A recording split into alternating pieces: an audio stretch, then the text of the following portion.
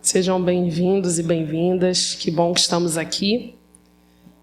Vamos dar início ao estudo de hoje. Uma cor, Lorival Lopes, Gotas de Esperança. Uma cor pode ajudar a você. O azul acalma. Faça assim, feche os olhos. Relaxe-se. Respire profundamente várias vezes.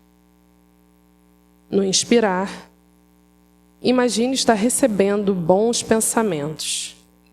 E no expirar, que tudo de ruim está saindo de você. Pense agora no azul, um azul como o das águas de um lago tranquilo. Vá pensando mais e mais. Detenha-se na admiração desse azul. Veja-o como sendo a cor de todas as coisas. Até o seu próprio corpo está azul. Abra os olhos. Você se surpreenderá com os resultados. Tudo melhorou sensivelmente. Deus fez o céu de azul para que vivêssemos tranquilos.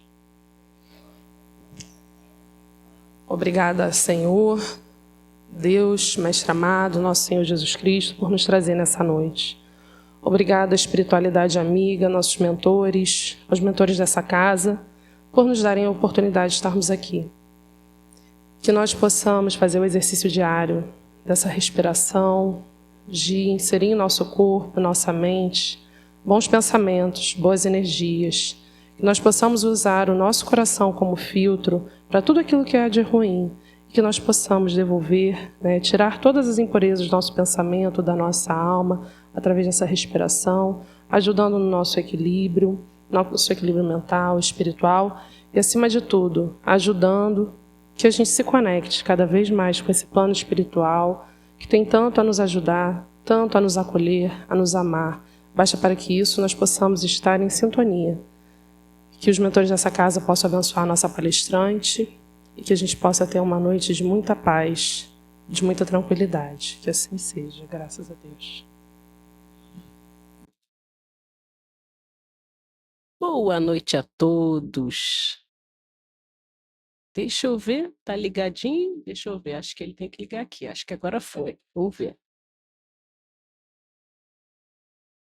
Foi? Vamos olhar para cá. Bom, a gente vai falando, né? Tá tudo certo. Então, a gente começa o título Nossos Filhos são Espíritos. Nossos filhos são espíritos, nós somos espíritos, todos nós. O que nós estamos neste momento é fazendo uso do corpo físico. Simples assim. E como espíritos imortais, a gente tem aí uma bagagem. A gente já nasce com tendências, com gostos. É uma experiência muito interessante para uma mãe quando ela tem mais de um filho, que ela diz assim, eu dei a mesma educação, mas um já vem com uma tendência diferente do outro. Da onde vêm essas diferenças? Eu tenho 2 sobrinhos. Um, desde pequenininho, 5 anos de idade, ele é muito falante. 5 anos de idade eu ia levar para a escola e dizer assim, calma tia, calma. Aí ele passava para os vizinhos e assim, bom dia, oi, oi. Aí quando parava, quer ser meu coleguinha? E era assim. E até hoje, aonde para, tia, me leva para o basquete? Leva. Aí leva ele lá para a quadra, daqui a pouco, falei, você quer? A gente fica meio, quer ajudar, né? Ele agora tá adolescente. E tia, fica aí, deixa comigo. Aí daqui a pouco ele já interagiu. O outro é bem na dele, bem tímido. Você fala, vai, desde pequenininho, eu vou no colo de quem eu gosto. Não é muito festeiro. Ele até gosta de festa, mas só com os amiguinhos mais conhecidos. Não faz amizade tão fácil. Mas a educação não é a mesma? Nunca fica igual porque os filhos são diferentes. Então a gente percebe que já trazem uma bagagem de outras vidas. É esse, vamos lá. Então, e eu troquei o slide, mas tá bom. Vamos lá. Então vamos lá. Para a gente começar, eu resolvi trazer uma questão do Livro dos Espíritos. Frequentemente, os pais transmitem os filhos a parecença física. É muito comum que o filho se pareça de alguma forma, tenha traços do pai, traços da mãe, né? Mas eles transmitem também alguma parecença moral? Olha que pergunta interessante para a gente entender essa questão de ser um espírito imortal. Eu levo para o meu filho, eu deixo ele ter vamos dizer assim, uma característica minha? Estou falando do nascimento, não da educação depois. Olha o que eles dizem. Não. Que diferentes são as almas e os espíritos de um do outro. O corpo deriva do corpo, mas o espírito não procede do espírito. Entre os descendentes das raças há apenas a consanguinidade. Quando aquela criança nasce, ela nasce com as características delas e de outra vida. Olha que interessante, acabou de nascer. Ao longo da educação, os pais vão educar e vão ajudar a ela a se tornar melhor e adquirir valores da educação. Mas no momento que nasce, a gente não doa o nosso caráter para ela, porque já vem espírito. Isso é muito interessante, porque a gente vai perceber na criança pequena que ela já traz algumas tendências, ela já traz alguns gostos, né? Tem criança que você diz assim, nossa, mas ela gosta tanto dessa brincadeira. Esse pequenininho, ele adora jogo de montar, adora montar coisas. O outro mais velho não gosta. Você já percebe que existem características que muitas vezes você não consegue justificar na família. Gente, que interesse dessa criança por isso? O meu sobrinho pequenininho, uma vez ele estava nervoso porque ele queria, no quintal da minha casa tinha um poste. E ele queria subir o poste subindo. Aí ele falou, não dá. Eu falei, não dá, meu filho. E ele adorava brincar. E outro dia, isso ainda, agora ele está com 8 anos, menorzinho, ele falou assim, tia, eu sei os golpes de Kung Fu. Nunca fez Kung Fu, ninguém da família.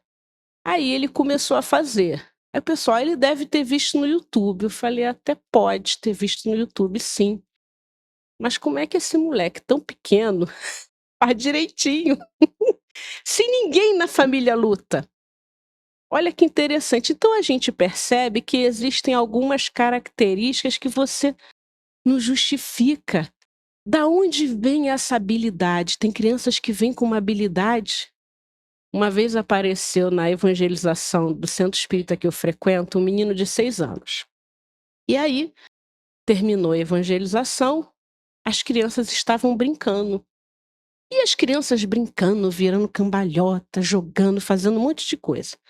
Aí ele falou assim, de que vocês querem brincar? Eu queria brincar de matemática. Falei, como é que é brincar de matemática?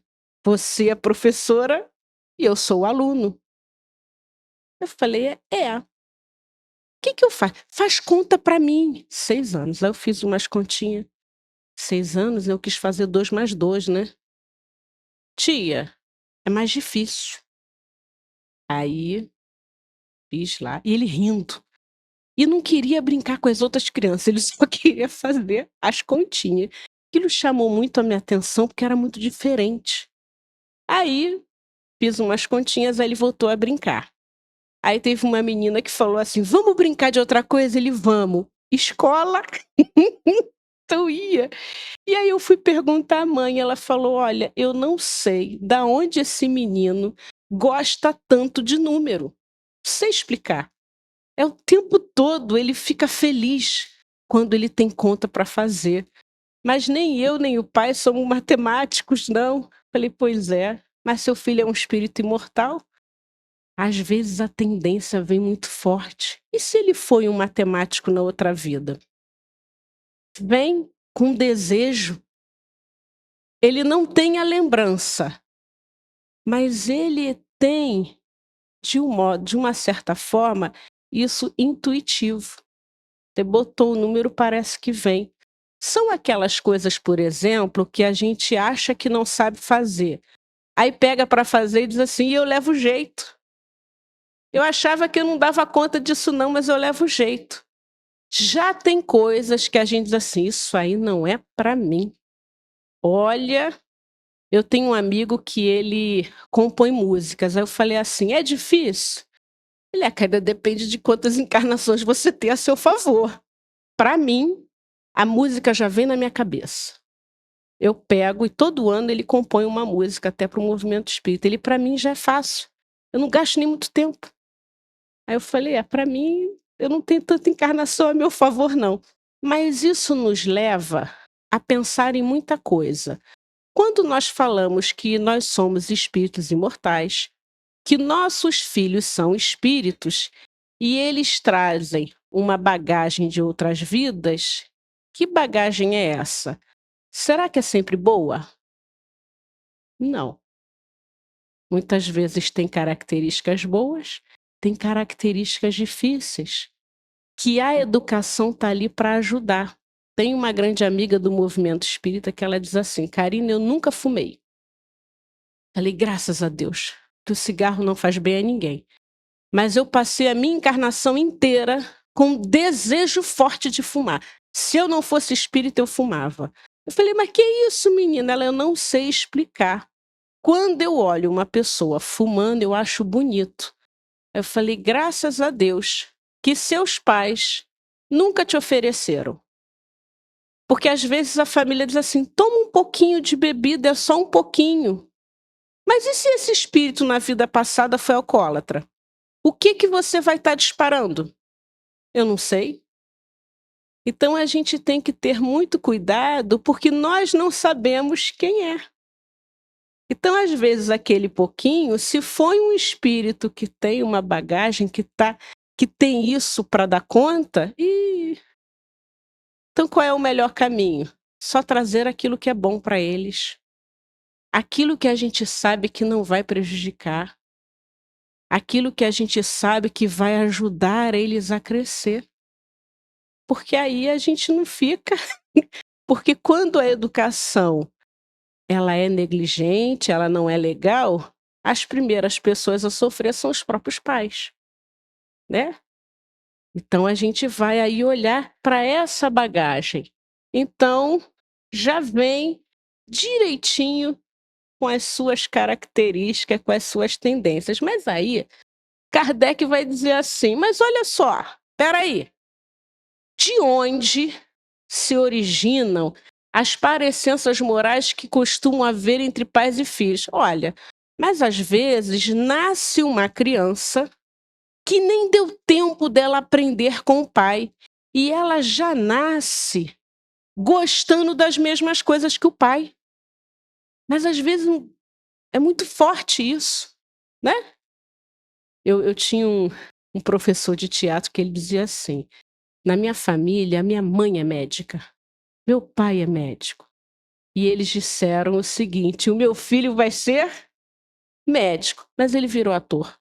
Ele falou: "Eu nunca quis na minha vida medicina. Olha que eu sei que se eu fosse para aí eu já teria todo o caminho à minha disposição, mas eu sou ator". Feliz. Que não era. Mas às vezes nasce um filho que os pais educam e ele vai com tranquilidade para aquele mesmo caminho, né. Tem filho que vai, os pais conseguem com facilidade, tem filho que o pai está lá e não consigo levar. O meu irmão, ele é percussionista, então toca um monte de instrumentos musicais. E aí ele falou: "Ah, vou educar meus 2 filhos tocando instrumentos musicais". O mais velho diz: "Ah, já falei para o papai, eu não quero tocar, eu quero dançar". E dança bem. Meu irmão não dança bem, mas o filho dele tem um traquejo desde pequenininho. Ele parava, era muito engraçado, ele dizia assim: "Oi?" Vó? Aí fazia os movimentinhos dele. Eu falei, gente, esse moleque tem 3 anos, tem ritmo. E é assim. Mas não conseguimos botar ele para tocar instrumento. O outro menorzinho já tenta. Mas ele, tia, eu não quero, eu quero dançar. Então, às vezes... Aí, o que Kardec está perguntando? Tem situações que o pai, a mãe estimula e o filho vai com facilidade. Ele tem a mesma afinidade. Da onde é isso? É que uns e outros são espíritos simpáticos que reciprocamente se atraíram pela analogia dos pendores. Muitas vezes, antes de reencarnar, já eram amigos. Já tinham gostos em comum. Porque nós temos que parar com essa história de que só reencarna inimigo, tá, gente? Reencarnam amigos. Reencarnam pessoas queridas. De um modo geral, nós não sabemos. Mas tenham certeza de que reencarnam pessoas queridas que a gente conviveu. Por quê? Porque também a gente precisa dar conta. Então vocês podem perceber que sempre tem alguém para ajudar. Nós sempre temos alguém, às vezes é uma pessoa que não está dentro da família, é parente. Às vezes não é parente, mas é um amigo próximo. Eu tenho uma amiga que a gente estava rindo outro dia. Eu morava em Realengo. Ela morava em Realengo. E nós nos conhecemos numa casa espírita, sem saber que as duas moravam pertinho. Aí foi. Aí eu me mudei para o Engenho Novo. Ela casou e o marido dela morava na Abolição. E a gente não combinou nada disso. Aí agora eu fui para Vila Isabel. A tia passou uma casa para ela onde? Em Vila Isabel. Aí eu falei, gente, e é uma amiga para mim como irmã. Eu falei, gente, é uma das pessoas mais próximas da minha vida hoje. Sempre foi. E eu na dela. E eu falei assim, minha filha, desculpa, isso é irmandade. Muitas situações difíceis minha ela segurou. Então, às vezes, esses apoios vêm. Eu falei, mas que coisa engraçada. Eu estou falando isso para vocês, mas eu conheci ela na casa dos 17. Estou com 47. Há 30 anos a gente vai rodando. Olha que coisa interessante. Então, às vezes, a espiritualidade te dá pessoas para te dar apoio. Mesmo que não seja consanguíneo, te encaminha para conhecer uma casa espírita para você ter apoio. Isso é para a gente entender que reencarnam conosco, podem reencarnar espíritos que já brigaram, antipáticos, que estão ali para aprenderem a amar. Mas também podem reencarnar espíritos que se gostavam, que fizeram coisas juntos. É até interessante que às vezes isso acontece numa família, né? Nossa, que afinidade tem aqueles dois. Aqueles dois já não têm tanta. Porque gostam de fazer as mesmas coisas. Às vezes não é uma questão de que o amor seja maior ou menor, mas quando são espíritos que gostam de fazer a mesma coisa, eles trocam. Fica mais fácil. É quando a gente está numa roda de conversa que tudo que a gente está falando, o outro também gosta de falar. A gente perde até a hora, né? Vai falando, vai falando. Então, o que a gente está querendo dizer? Que numa família também reencarnam espíritos simpáticos. E se antes de reencarnar eles tinham características em comum, eles continuam gostando da mesma coisa. Não é que o pai, né, vamos dizer assim, dar origem a esse espírito. Não. O espírito é criado por Deus. Não somos nós. O que acontece, né? Então, só para a gente entender, essa frase é uma frase que tem até um livro com esse título. Ela traz muitas discussões. Nós somos espíritos imortais, nossos filhos são espíritos imortais. Aí Kardec vai dizer, tá bom, peraí. Então, somos espíritos imortais, o corpo produz o corpo, mas o espírito já existe antes. Quando eles têm características em comum é porque já tinham antes de reencarnar. Aí ele vai fazer uma pergunta que talvez tenha ido na mente de vocês. Nenhuma influência exercem os espíritos dos pais sobre os filhos depois do nascimento deste? Então os pais não influenciam? Ao contrário, bem grande influência exercem. Então nós estamos dizendo que a educação da família é fundamental, porque os pais têm uma grande influência.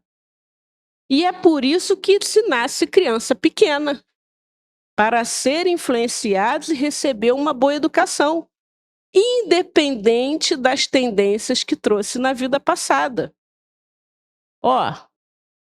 Conforme já dissemos, os espíritos têm que contribuir para o progresso uns dos outros. Pois bem, os espíritos dos pais têm por missão desenvolver o de seus filhos pela educação. Constitui uma tarefa. Tornar-se-ão culpados se vierem a falir no seu desempenho. Então, existe uma missão, uma tarefa. Quando a gente fala isso, não é para que os pais se sintam culpados, né? Vamos dizer assim, tudo aquilo que acontece com os filhos, né? Porque é uma frase que deixa, às vezes, os pais muito preocupados. Pai perfeito e mãe perfeita, filho perfeito não existe. Mas as tarefas que nos são dadas, nós podemos cumprir. Como é que a gente vai cumprir essa tarefa da melhor maneira possível? Ensinando valores morais, se preocupando muito mais com a moral do que com o dinheiro e a matéria. Muitas vezes a educação ela é falha porque se preocupa mais em dar dinheiro do que dar carinho. Muitas das vezes aquela família, né? Nossa, trabalhei o dia inteiro, tive uma vida cansativa. Aí o momento que tem para ficar com o filho, faz qualquer coisa na relação, vai brincar, vai ouvir, vai abraçar. Mas aí, como passou o dia, às vezes deixa esse momento de contato e vai querer compensar. Eu vou te dar um brinquedo, vou dar um doce. Aí é um problema, porque a gente está deixando de manter o contato. Pode ser que a minha vida seja atarefada. Pode ser que muitos de nós tenhamos rotinas difíceis. Mas reserva um momento para saber como é que foi seu dia. Reserva um momento para dizer que nós estamos aqui para ser melhores. Leva para a evangelização da casa, seja infância, seja juventude, para que a evangelização ajude também a trazer a moral. Reserva um momento, como a gente fala do evangelho no lar, para você falar. E todo dia, como é que foi seu dia? E a criança, ela fala, a gente precisa dar esse espaço para ela falar. Hoje fulana fez isso. Hoje aconteceu não sei o quê. E quando a gente vai criando esse laço de conversa, sabe o que é importante? Quando as crianças e os jovens passam a sentir que tem na família um ponto de apoio para falar o que está acontecendo com ele. Isso é muito importante. Porque se consegue falar das coisas simples, tem mais chance de conseguir falar do que é difícil. Mas se não fala nada, porque a gente não tem um tempo de convivência, na hora que acontece algo mais complicado, não vai falar também. Eu me lembro uma vez, meu sobrinho correu à vila e falou: tio, eu preciso conversar com você. Falei: o que houve? Olha, tia, eu bati. Eu falei: você bateu e bateu por quê? Porque ele xingou minha mãe. Não podia. Aí eu falei: mas você... Aí a gente começou a conversar. Eu não vou contar para minha mãe. Eu falei: você vai ter que contar. Porque se você não contar, primeiro que a professora vai contar. E como é que ela vai te ajudar? Mas eu já estou falando para você. Queria dar uma... Aí a gente ficou conversando, fiz ele se acalmar e falei: conversa. Mas eu fiquei nervoso, ele: tudo bem, mas conversa. E aí a gente foi percebendo que passou.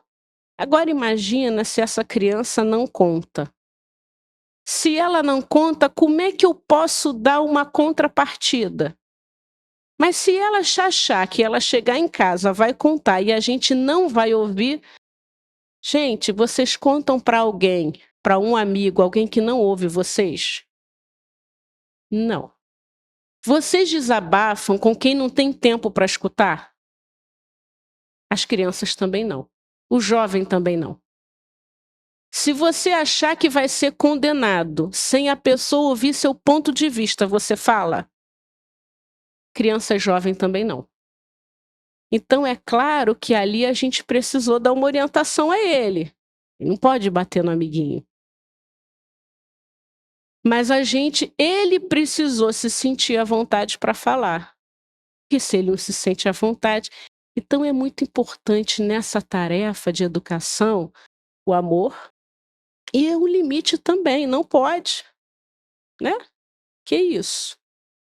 Mas conversar. Então a gente tem sentido muito falta hoje da conversa entre os relacionamentos, da fala, como é que foi? E aí? Né? E aí, à medida que vai se estreitando laços, fica tudo mais fácil. Então, vamos dar conta de tudo? Não. Mas a gente vai. Melhor ainda, eu digo, que é quando toda a família vai para a casa espírita. Aí é melhor.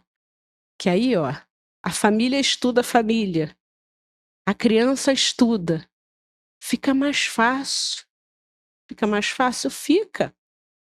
Kardec, ele diz, tem uma lição dele na Revista Espírita, que ele fala que deveriam se discutir temas de família. Que hoje se dá muita instrução à mulher vai casar, já perguntam para ela, você sabe fazer bolo? O que você cozinha, né? E aí, sabe usar máquina de lavar? Sabe passar roupa? Legal. Para o homem, e aí, você está trabalhando? Legal. Mas a gente também deveria conversar sobre preparação para a construção da família. Quais são seus desafios? Quais são as dificuldades? Por que a gente fala tanto dos encontros na casa espírita, dos grupos de família? Estou fazendo propaganda porque eu sei que o DLV tem outro espaço, né? Por quê? Porque muitas vezes eu estou vivenciando um drama que outra mãe já vivenciou. E eu tenho um espaço de conversa para discutir. Mas às vezes eu não sou mãe, não tem problema não. Mesmo que eu não seja mãe ou pai, eu tenho espaço para discutir família. Porque nenhum de nós fica sem ser afetado pela família. Então eu tenho espaços na casa espírita para discutir. Vai ficar mais fácil. Imagina se o avô também estuda a família.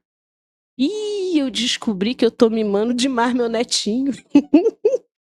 Que eu posso cuidar, ajudar, posso ser aquela avó maravilhosa, mas não posso ir contra a mãe. A mãe diz que não pode beber uma coisa, eu dou também, não posso. Então, às vezes, mas eu ainda não tinha me dado conta. Porque pensem que muitos erros acontecem porque a gente desconhece. Simples, né? E eu não sabia que se eu fizesse isso, eu não tinha noção. Muitos pais, às vezes, são muito severos, não por maldade, é porque eles aprenderam assim e acham que a forma deles é a única. E aí, de repente, numa conversa, olha, pode ter outra forma. Que tal? Né? Então, a gente vai trocando. Muito bem. Então, por que é?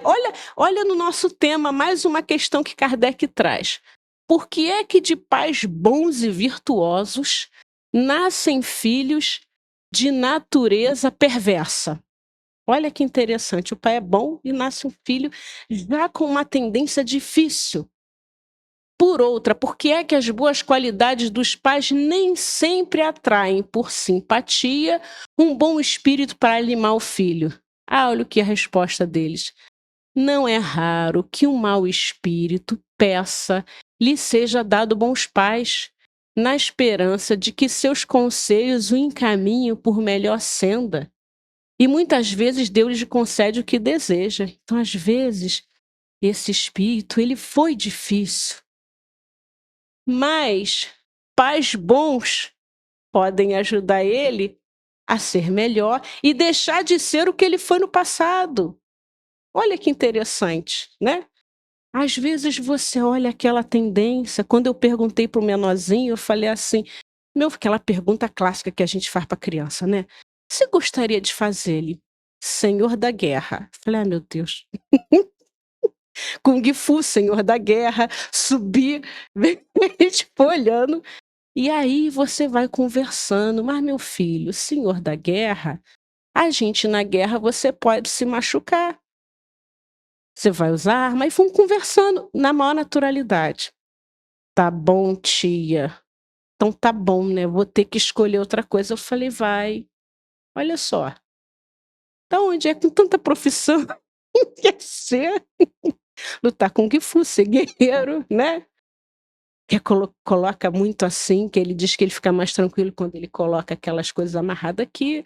Aí eu já fui para mãe, a gente já vai percebendo a tendência que vai aparecendo pequeno. Aí a gente vai conversando.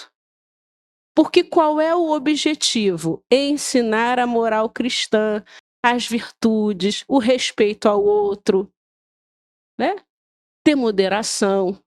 E vocês sabem que muitas das vezes, ensinando é que a gente deixa de fazer, né?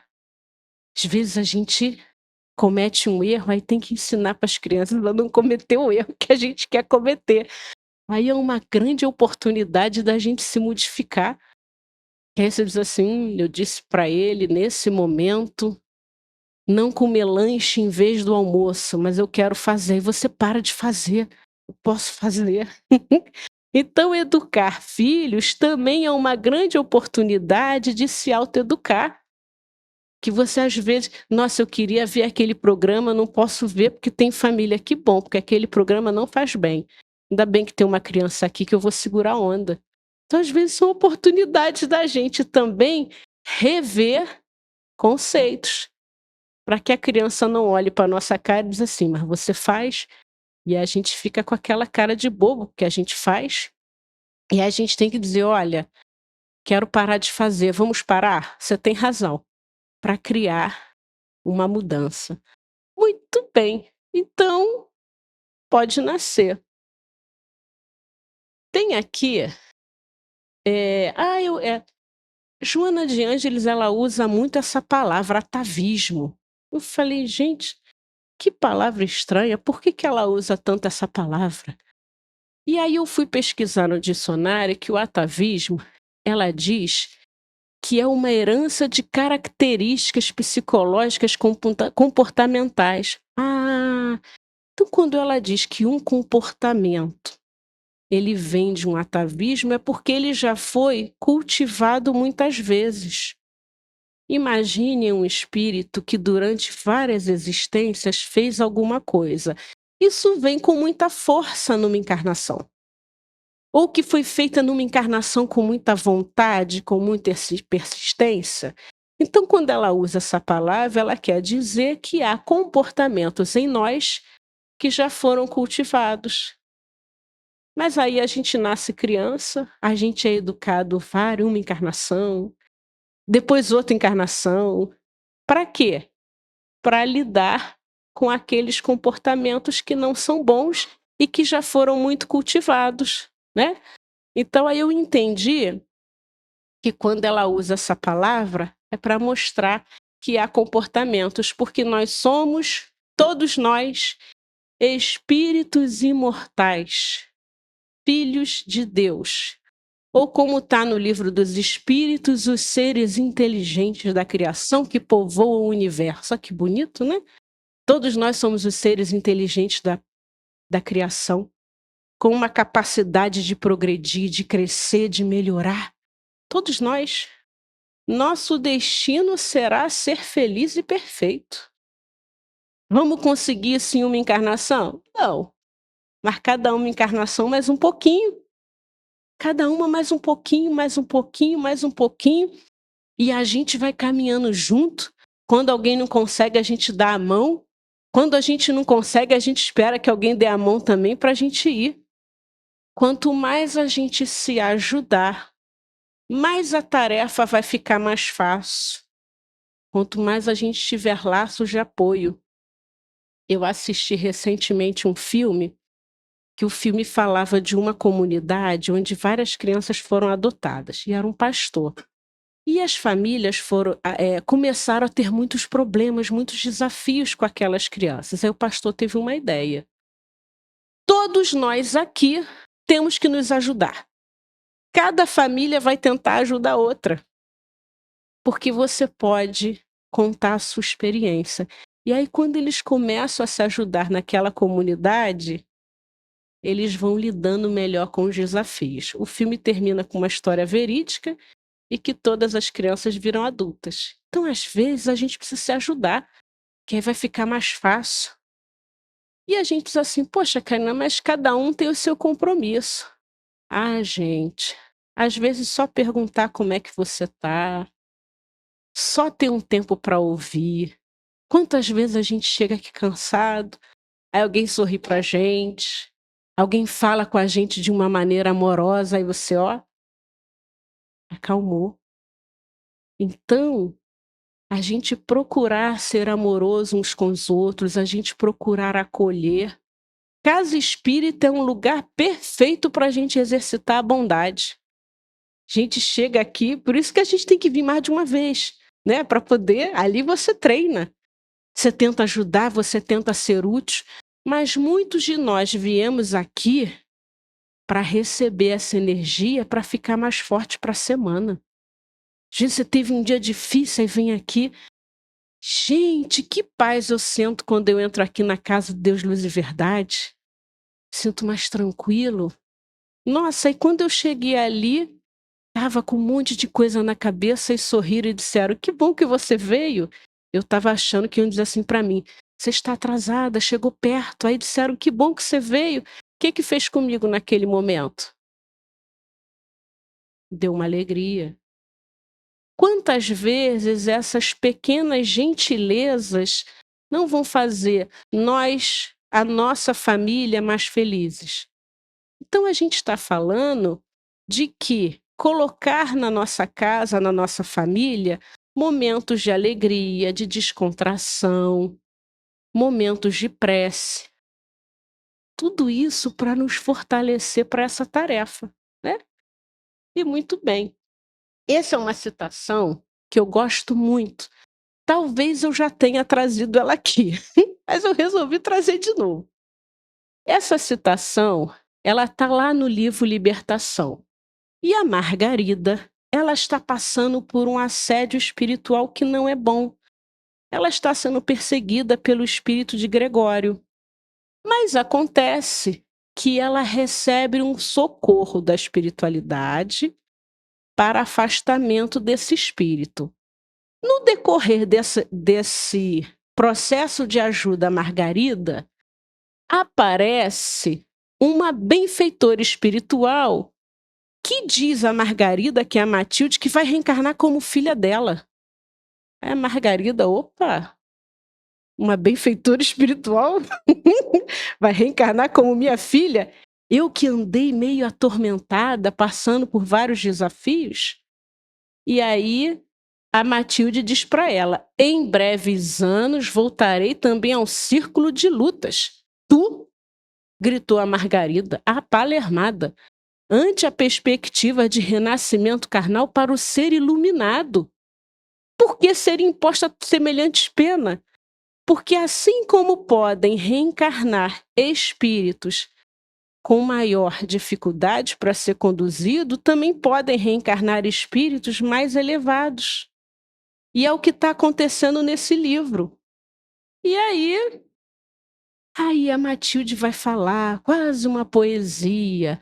A crosta terrestre é comparado ao imenso mar, onde a alma operosa encontra valores eternos, aceitando os imperativos do serviço que a bondade divina nos oferece.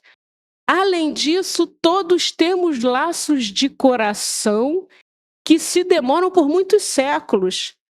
Olha, Margarida, a gente já se conhece. Nós já temos convívio. Olha que interessante. Só porque, né? Eu sou. Então, ó, é indispensável buscar as pérolas perdidas para que o paraíso não permaneça vazio de beleza ao nosso olhar. Depois de Deus, o amor é a força gloriosa que alimenta a vida e move os mundos. Minha filha, a gente já se conhece e tem relação de afeto. E eu estou aqui reencarnando com sua filha realmente para ser útil. Aí ela vai dar um recado. Nos abençoados elos de seremos mãe e filha, na maneira de aprendermos mais intensamente a ciência da fraternidade universal.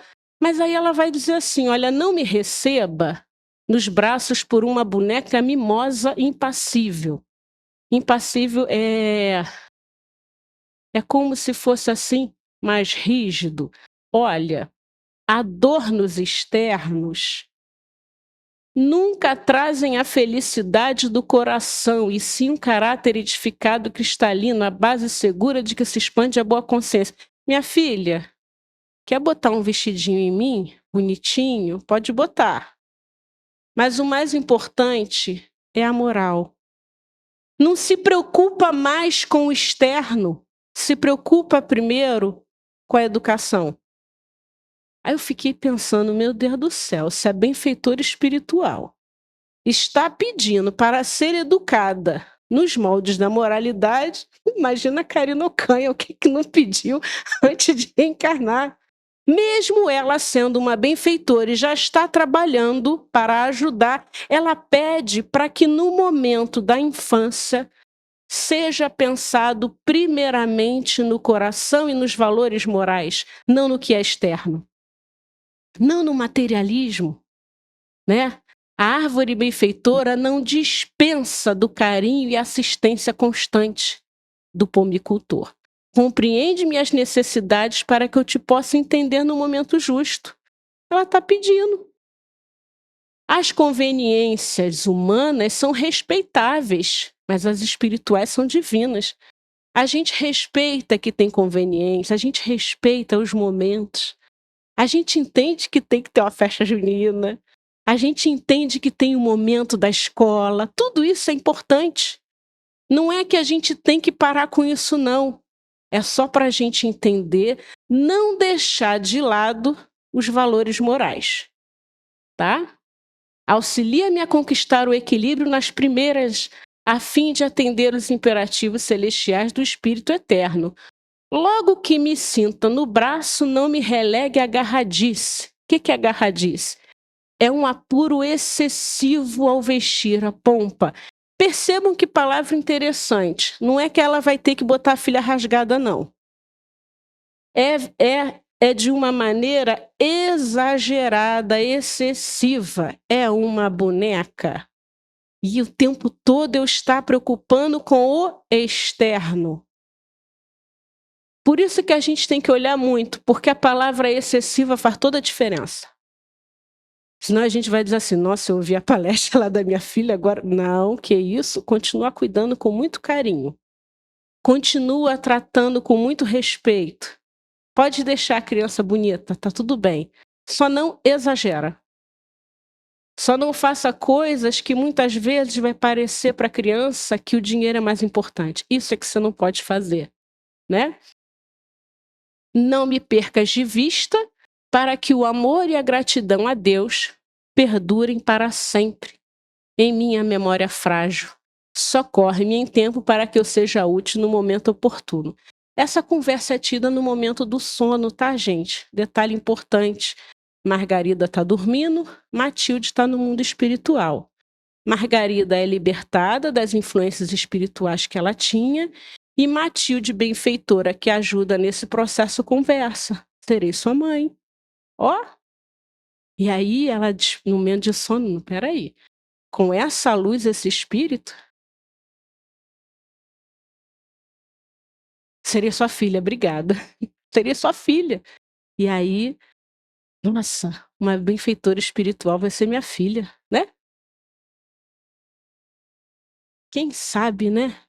Esse é um relato de um livro antigo, porque eu quis mostrar os dois lados. Eu posso ter um filho que tem uma evolução próxima à minha, posso ter um filho com uma evolução um pouco maior que a minha, e posso ter um filho que esteja precisando de muito auxílio e traga tendências fortes.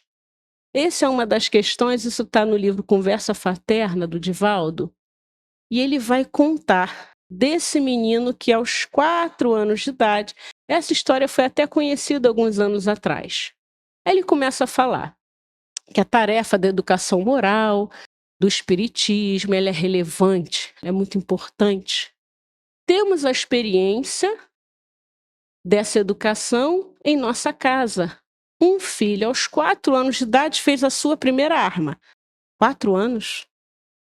Um dia, a tia que cuidava dele chegou. Eram casas lares na mansão do caminho e me disse: Divaldo, esse menino é um criminoso. A gente já sabe que o Divaldo já está no mundo espiritual, mas é um conto de um livro antigo, tá?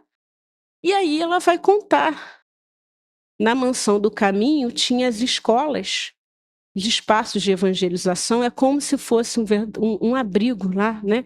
Que cuidava da criança em aulas, mas também em evangelização. E ela vai falar. E aí, Divaldo, e disse na presença da criança, isso é uma forma inadequada do adulto educar. Eu não quero mais esse menino. A quem era a cuidadora dele estava nervosa, porque aos 4 anos ele fez a arma. Pois ele é um criminoso. Ele fez uma faca e eu perguntei para o que era e ele respondeu que era para me matar. Imagine, eu não quero mais. Se esse menino aos 4 anos já faz uma faca, quem era ele na vida passada? A gente percebe. Ele não aprendeu isso na mansão do caminho. Aí o Divaldo, eu dei-me conta que ela não estava educando bem. Olha que interessante a perspectiva do Divaldo. Porque não tinha o menor tato psicológico. Eu lhe respondi, pois não, está bem. Nós tínhamos 10 lares. Então eu coloquei o menino sobre a minha perna e lhe falei, mas que linda faquinha, como é que você fez? Eu cortei de um barril aquela braçadeira, amolei no ciumento, tio. Amarrei cordão, fiz um cabo para sangrar uma pessoa. Mas por que sangrar? Para sentir o sangue quente na mão. Aí o Divaldo vai falar, olha a reminiscência da reencarnação da criança com 4 anos e só mais de 40. Ah, que bom. E como é que você sabe que o sangue é quente? Eu sei que quando a faca entra, o sangue que sai é quente. E você quer matar alguém? Quero. Então vamos fazer o seguinte.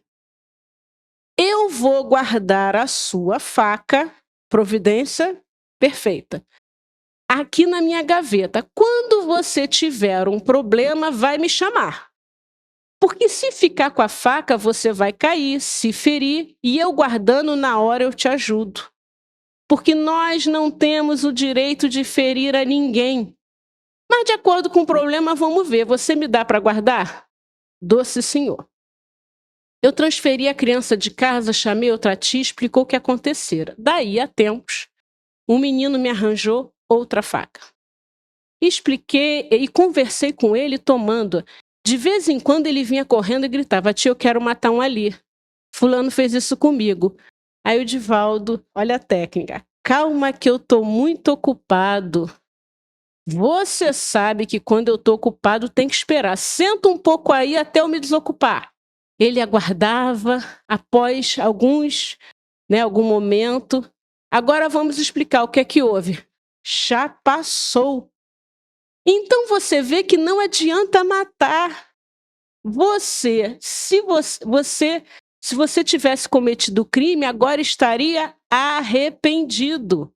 A gente tem que aprender a desculpar, tem que se acalmar. Deus não nos mata, Deus nos liberta do corpo. E fui explicando. Quantas vezes Divaldo deve ter dito isso para esse menino? Muitas. Consegui guardar dele 32 facas, 2 revólveres que ele fazia com cano e uma espingarda. Então, né? Ele desmanchava a bomba, fazia pólvora, enquanto eu ia sempre aconselhando. Quando ele completou 12 anos, 32 facas até os 12. Na casa número 10, já havia passado por todas as casas, eu lhe disse: meu filho, agora você não pode mais ficar conosco. Fiz a terapia de choque. Aí ele perguntou: por quê? Nós temos 10 casas e eu não tenho mais onde colocar. Você tem que ir embora. Mas tio, eu não tenho ninguém. É, você ficou mal com todo mundo, o que eu posso fazer? O senhor vai me mandar para a rua? Eu não. Eu lhe dei 10 lares, olha o limite, e você não quis nenhum. Como é que eu posso ter uma pessoa que vai matar as 10 tias que ajudam? Então eu que vou ficar órfão. Tipo, até engraçado, né? Mas tio, e se eu me arrepender? Se você se arrepender, muito bem. Agora o problema é que você que vai ter que falar com as tias para descobrir quem quer cuidar de você, porque você vai ter que conquistar as tias, já que magoou, elas ficam zangadas. Então ele vai conversando para esse menino da importância dele ser responsável pela atitude dele. Você vai ter que, você magoou essas tias. Vai lá, conversa com ela, pede desculpa. Ele podia ter ido direto, não podia? Não. Chega, esse menino também precisa ter uma ação para entender o que ele está fazendo. Aí ele diz: porque os adultos temos comportamentos estranhos, a gente se une contra a criança. É curioso e não a favor da criança para resolver o problema. Se há um problema na evangelização, os evangelizadores se unem e falam mal da criança. E quando eles deveriam estudar as questões delas, os problemas psicológicos, saber onde reside, tentar ajudar. E aí, ele respondeu perguntando comovido: mas tio, eu vou embora? Meu filho, me dá uma sugestão, o que você me disser eu farei. Deixou ele tendo que pensar. Aquela cadeirinha, né, que a gente faz com a criança, senta aí para refletir. Pensa aí, como é que eu vou te ajudar? Tio, me dê outra chance. Eu dou, mas onde eu vou colocá-lo? Ah, tio, escolha. Não, eu vou fazer o seguinte. Com qual tia você gostaria de morar? Com a tia fulana. Já morou. Eu gostaria de morar na sua casa novamente. Pois não. Você vai conversar com ela às 4 da tarde. Divaldo não tira desse menino a responsabilidade de buscar reparação com a tia. Olha que interessante, né? Quantas vezes a gente tem que dizer para a criança: vai lá, pede desculpa. Vai lá. Você errou. Faz de novo, faz diferente. Disse isso para dar um tempo de chamar ele de 4 da tarde para ele conversar com a tia sobre o que ia acontecer, né? E aí Divaldo diz: você vai ter que receber o menino. Aí a tia: e se eu não receber? A tia também devia estar preocupada. Aí não poderá ficar conosco porque ele vai ficar, porque a nossa proposta é: a criança fica, porque a casa é dela, nós estamos aqui por sua causa, não é? Mandei chamá-la, informá-la. Mas, Divaldo, esse menino vai me matar. Aí eu morro de rir quando o Divaldo responde: minha filha, se você morrer, vai para o reino dos céus, que você vai ser a vítima.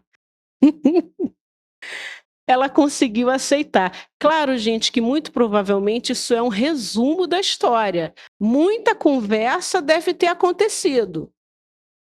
Ela conseguiu aceitar. E aí ele vai dizer para ela: sem prevenção, porque é uma oportunidade para todos nós. Ele melhorou. Olha que interessante. Ele melhora. Aos 18 anos, ele me pediu: tia, eu quero me emancipar. Eu quero ter já aquele documento para ser responsável legalmente, como se eu tivesse 21 anos. Aí, Divaldo, meu filho, você não tem maturidade? Você não tem condições. Tio, eu quero viver as minhas próprias experiências. Pois não, com 2 condições. A primeira delas: quando você desejar matar alguém, você vem aqui e me mata. Mas, tio, porque eu falhei. A sociedade me entregou você com 6 meses.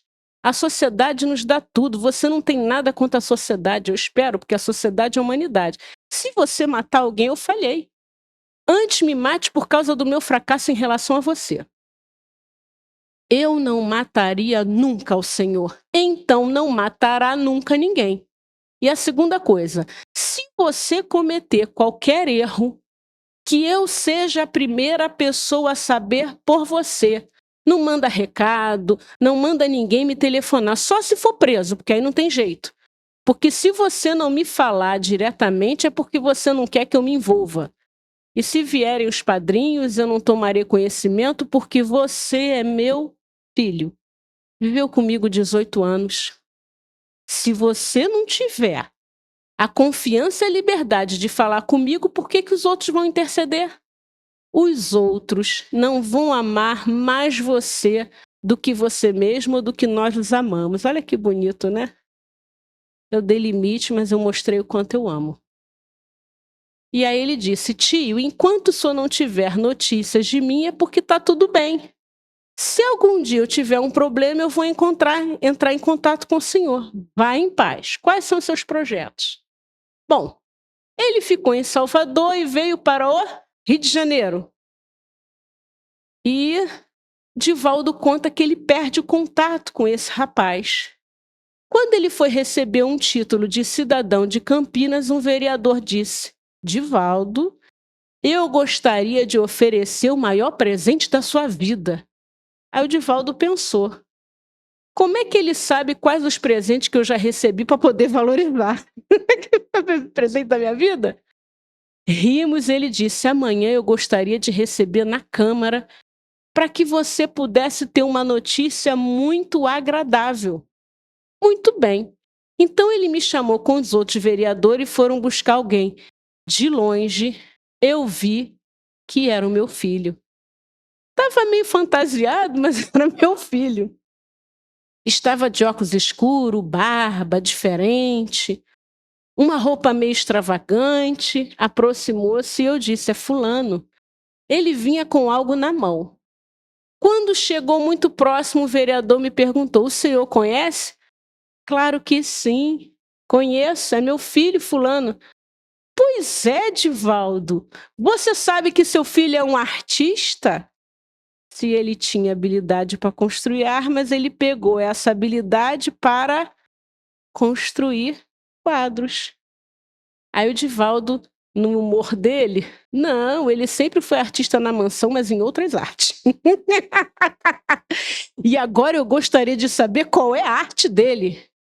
Ele riu, o vereador. Ele é artista plástico, um excelente pintor e quer lhe oferecer um retrato que fez. Pois não. Mas foi necessário, meu filho, você me pedir para ver o vereador? Não, tio. Eu li no jornal sobre a homenagem que ia ser oferecida. Vim aqui e me apresentei. Eu era seu filho. Queria que ele soubesse como é a nossa casa, o quanto o senhor merecia, não merecia? Muito bem. Ele desembrulhou o quadro, era um retrato meu na técnica dele. Trabalha com areia, compõe a pessoa. A pintura com essa areia colorida e as bordas com pedras semi-preciosas. Olha o talento. Ele tira da lasca, faz um contorno. É um trabalho sui generis de excelente qualidade. Eu fiquei emocionado. E ele indagou meio zombeteiro. Gostou, velho? Eu acho essa palavra horrorosa, o Divaldo falando. Mas é claro que eu gostei. O senhor está notando, meu filho, você captou a minha alma. Não parecia comigo os traços, não era uma cópia. Mas engraçado, parece que você retratou a minha alma.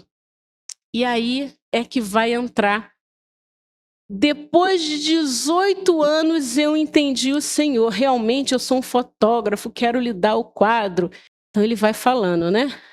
Quanto tempo já se passou? 12, meu nome artístico é fulano de tal. E aí Divaldo vai sendo logo prático. Esse tempo todo passou e você não está ajudando a mansão do caminho? E aí vamos seguir. E aí Divaldo vai fazer a grande pergunta para ele. Meu filho, você conseguiu triunfar e ainda pensa em matar? Não, senhor. O senhor sabe, eu sou de pele escura e, por incrível que pareça, em determinadas áreas há preconceito. Eu sempre tive um trabalho de arte muito bom. Os merchantes sempre me colocaram numa situação negativa. Me exploraram e houve momento que eu quis matar alguns. Quando eu me armei, eu me lembrei do rosto do Senhor. Antes de matar alguém, vem aqui e me mate. Porque eu sou responsável por você, eu não posso ter criado alguém que vai matar um ser que me ajudou. Eu não tinha coragem. Como é que eu podia fazer isso? Se eu matasse alguém, eu estaria matando o Senhor. Então o Senhor me largou um tormento. Olha que interessante. Ele segurou a onda a encarnação inteira com todo o desejo que ele tinha.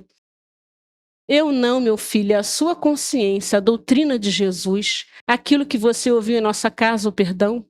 Se as pessoas não entendem o problema dela, então nós ambos conseguimos sobreviver, graças a Deus. E aí ele vai dizer, tio, se não fosse realmente o espiritismo, eu estaria hoje no cárcere porque a minha tendência é matar.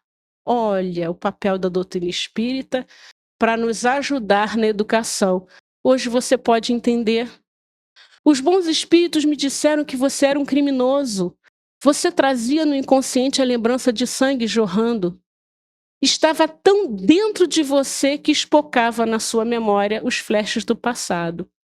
Então, essa educação que foi dada pelo Divaldo de limite, de amor, de cuidado, de ajudando ele também a se responsabilizar pelas suas atitudes, aquele criminoso se torna um artista plástico. Isso é para a gente acreditar no quanto o espiritismo pode ser transformador na vida de cada um de nós e também daqueles que a gente toma conta, sejam filhos, sejam netos, adolescentes, não importa a idade, né? Mas a gente percebe que foi a educação moral que conseguiu dar um freio nesse espírito. Então, que Deus abençoe a cada um de nós, né? E que a gente possa aí valorizar os espaços de estudo doutrinário que tem nessa casa espírita, para a gente também fortalecer o nosso coração, trazer as crianças, os jovens, os adultos para os espaços de evangelização, para que a gente fique mais forte contra os desafios da vida. Então é isso. Então que Deus nos abençoe. Bem, meus irmãos, a responsabilidade, né, dos pais é muito grande. Não é uma tarefa fácil, mas foi aceita, né, por vocês. Então tem que dar conta, né? Tem que dar certo e vai dar certo, né? Com os valores que nós temos, esses valores vão sendo transmitidos mais pelo exemplo do que falação, né? Então, que possamos, né, exercer esse exemplo cristão dentro de casa e tocar o coração dessa alma que Deus emprestou para vocês, que vocês vão ter que prestar conta, né? Então, que nossa Mãe Santíssima possa abençoar os pais, as mães, nessa tarefa tão delicada, mas tão linda, né? Deus abençoe a todos, né? E abençoe as mães que estão no plano espiritual também, os pais, né? Sejam envolvidos em muita luz. Bom, vamos fazer a nossa tarefa de hoje. Estamos aqui nessa casa maravilhosa, aprendendo um pouquinho, a refletir.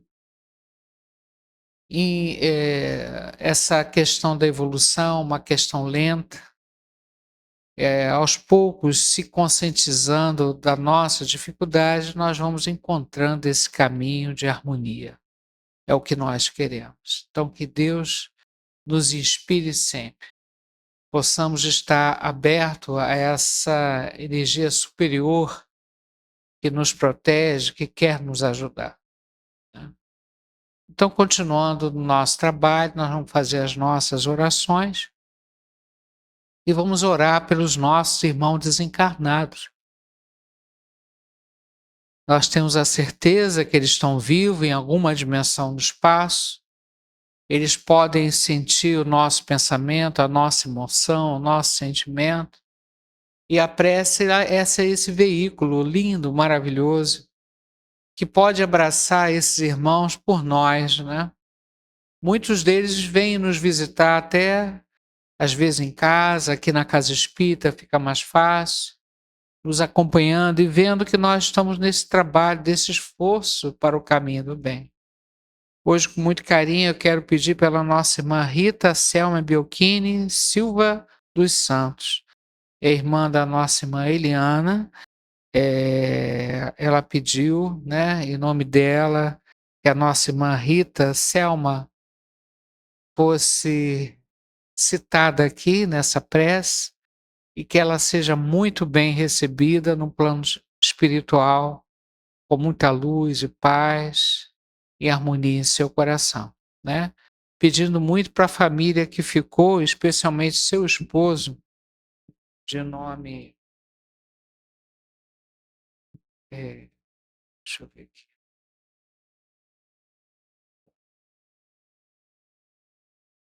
Luiz Carlos Rodrigues, que mora em Volta Redonda, no bairro Cideville. Nosso irmão está muito abalado com a partida da esposa, então que ele seja envolvido na luz carinhosa dessa casa, para que ele possa aceitar, né, ter resignação diante da partida da nossa irmã Rita Selma. Que ela receba o carinho, né, do plano espiritual e a sua irmã aqui, Eliana, mandando aquele abraço para ela, né?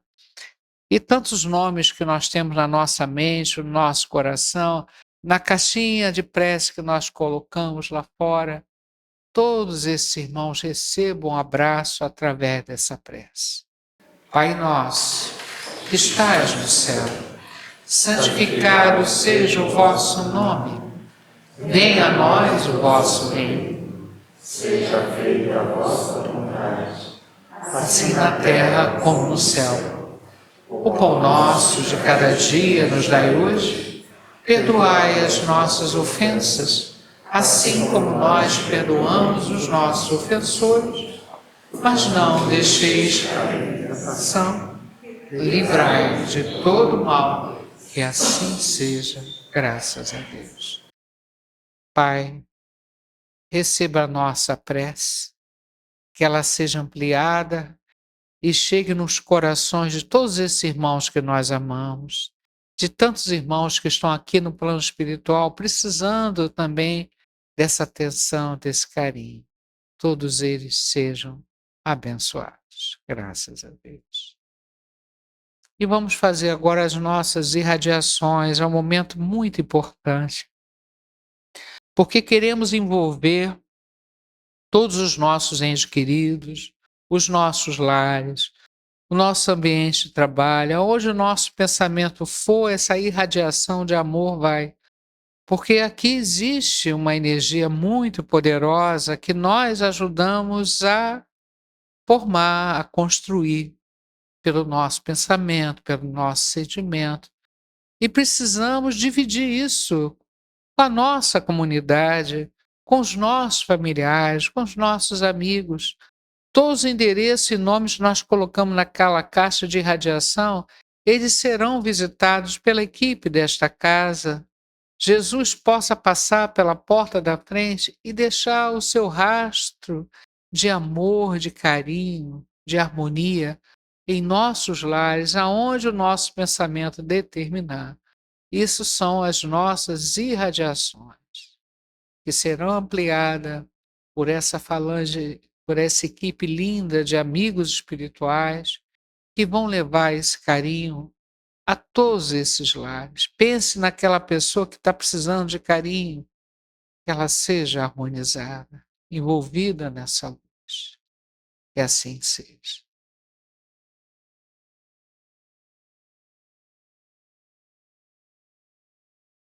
E nós vamos agora fazer o nosso pedido pela saúde, né? O conhecimento da doutrina espírita nos ajuda a ter um pouco mais de saúde mental, né? Porque nós vamos conhecendo as leis divinas, que a doutrina espírita revela, né, toda essa lei natural, que um dia será de conhecimento de todas as religiões, de todas as pessoas. Então, isso nos ajuda a prestar atenção nas nossas atitudes, pensamentos, ações, palavras, e tudo isso reflete numa harmonia espiritual. Quando eu consigo identificar em mim algumas dificuldades, começo a trabalhar isso. O nosso perispírito agradece, o nosso corpo mais ainda, né? Porque estaremos jogando energia positiva para o nosso corpo, né? A nossa alma estará refletindo um pouco dessas orientações do Mestre amado Jesus. Então, nós temos aqui um pedido muito especial para a nossa irmã Geórgia Ramos, temos pedido muito, na rua Dona Joaquina, 48, há uma possibilidade dela internar amanhã, porque a situação está se agravando cada vez mais. Então, que a nossa irmã Geórgia Ramos receba essa orientação dessa casa, que os caminhos se abram, que seja feito o melhor para essa irmã que está em fase terminal de um câncer. Então, que os médicos lá do Hospital Pedro Ernesto, ela vai lá amanhã, 8 horas da manhã, sejam intuídos para que eles possam fazer o melhor pela nossa irmã Geórgia, né? E também um irmão querido que frequenta a casa, o nosso irmão Luiz Estulano, ele está com problema na perna, né, já há muito tempo, e ele está sendo internado no Hospital Getúlio Vargas, né, porque a situação da perna dele piorou. Então, que os médicos lá do Hospital Getúlio Vargas, onde ele está sendo internado, sejam inspirados na condução do tratamento do nosso irmão, que ele possa ser muito amparado pela equipe de Bezerra de Menezes, equipe médica dessa casa, esteja junto ao nosso irmão Luiz, é um irmão de boa vontade, muito carinhoso com a nossa casa, e que ele receba então esse carinho daqui, desse plano espiritual, para que ele possa se recuperar, Pai. Então, pedimos. Contam que Jesus certo dia andava junto ao lago azul de Genezaré,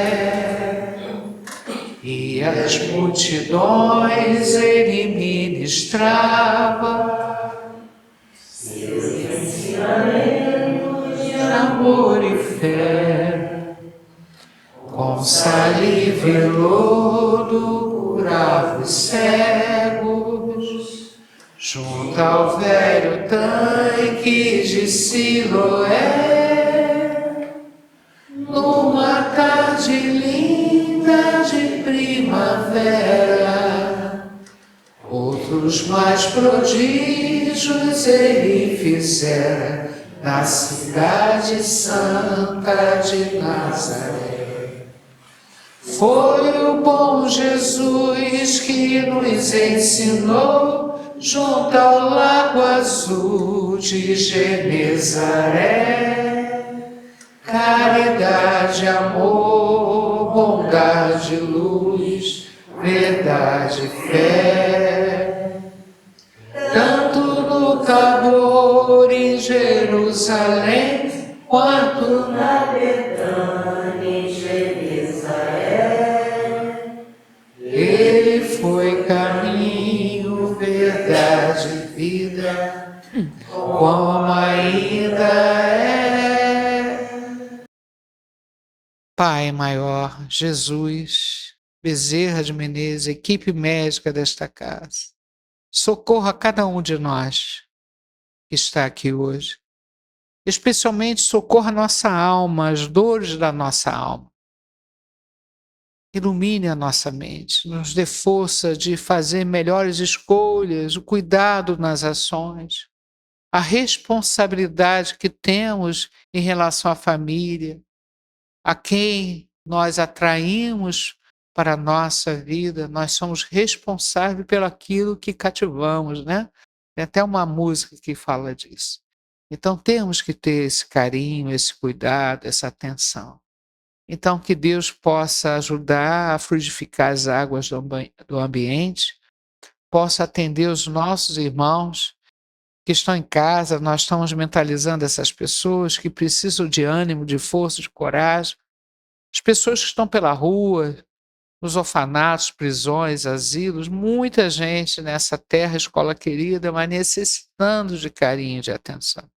Que todos esses irmãos, então, sejam ajudados e que nós possamos despertar em nós a alegria de viver, porque isso é extremamente importante para seguirmos a nossa caminhada, não é isso? Cumprindo a nossa missão junto àqueles que Deus colocou ao nosso lado, enfim, fazendo o nosso melhor, lembrando sempre de Jesus. Então, estamos terminando a segunda parte do nosso trabalho. agradecendo a espiritualidade superior pela ajuda, pelo carinho, nunca nos falta, né? E pedindo permissão para que a gente possa ir para a última parte, que é o momento do passe, com muito carinho, convidando a todos para o passe, começar pela nossa palestrante, se ela quiser, e os pais, as crianças que estão lá em cima, e depois as demais pessoas, né?